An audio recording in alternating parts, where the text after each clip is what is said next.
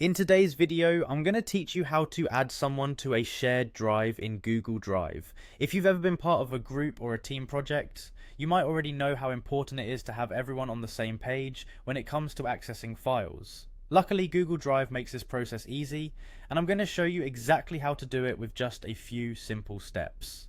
First, let's start by heading over to your Google Drive homepage. If you're already logged in, you can simply type in the URL or click on the Google Drive icon in your bookmarks. This will take you to your main dashboard where you'll see all your files and folders neatly organized. From here, look for the option that says Shared with Me.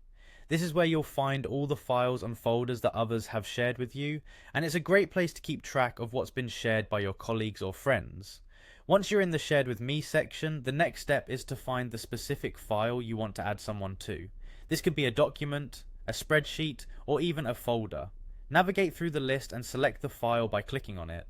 You'll know it's selected when it's highlighted, and you see action icons appear at the top or the side of your screen. Now what you want to do is find the share icon. It's usually represented by a silhouette of a person with a plus sign beside it. Clicking this will open up the sharing settings for the file. Here is where you can control who has access to this file and what they can do with it. After clicking the share icon, you'll see a text field where you can type in the email address of the person you want to add. Make sure to double check the email address so it's correct. Typing the wrong email could give access to the wrong person. Once you've entered the email, you'll be presented with options to define what level of access this person should have. You can give them viewer, commenter, or editor access depending on what your needs are.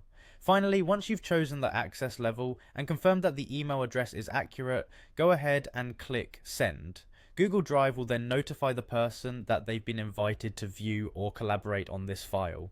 This process is designed to be quick and efficient, yet it still gives you control over who can see your important documents. And that's it, you've successfully added someone to a shared drive in Google Drive. Simple, wasn't it?